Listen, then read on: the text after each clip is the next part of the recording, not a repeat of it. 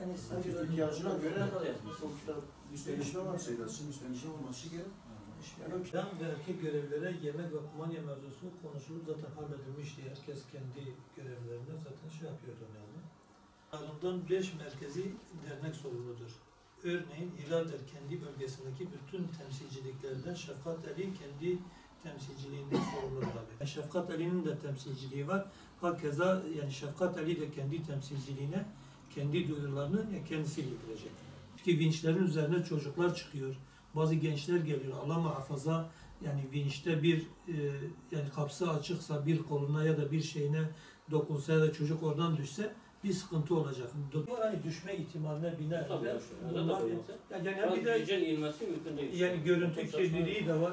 Yani sabah saat 10'da cemiyete toplantı ve tertip heyeti olarak başvurumuzu hazırlayıp başvurumuzu yaptık.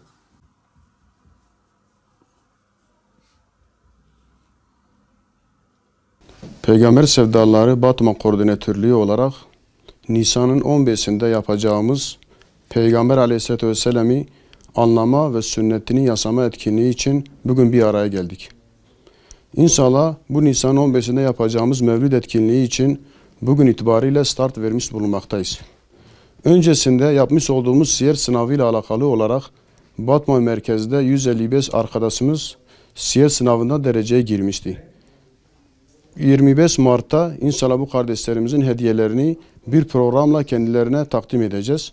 Bu programımız da 25 Mart Pazar günü saat 1'de yani 13.00'da İl Kültür Merkezi'nde olacak inşallah. Peygamber Sevdaları Batman Koordinatörlüğü olarak bugün koordinatör kardeşlerimizle bir araya geldik. Nisan 15'inde yapacağımız Mevlid etkinliği ile alakalı olarak yapacağımız bir dizi etkinlikler olacak inşallah. Özellikle bu etkinliklerimiz Nisan'ın 1'inden itibaren başlayacak.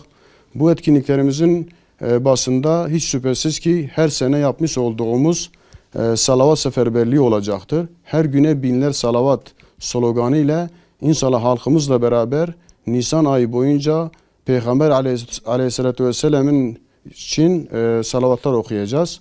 Bunun ardında basınla bir araya inşallah gelinecek Mevlid etkinliği ile alakalı olarak. Bunun yanında gül dağıtımımız olacak. Batman'ın tüm kavşaklarına Mevlid etkinliği alakalı olarak brandalar asılacak. Ondan sonra hava brandalarımız asılacak. Yani Nisan ayı boyunca Peygamber Aleyhisselam'ın etkinliği ile alakalı olarak etkinliklerimiz devam edecek. Halkımızla beraber coşkulu bir şekilde inşallah 15 Nisan'da etkinliğimizi yapacağız. Peygamber Sevdaları Batman Koordinatörlüğü olarak 15 Nisan'da Yeni Otogar yanında bulunan Mevlid alanında inşallah Peygamber Aleyhisselatü Vesselam'ı anlama ve sünnetini yasama etkinliğiyle halkımızın huzurunda olacağız. Şimdiden tüm halkımızı bu etkinliğe davet ediyoruz.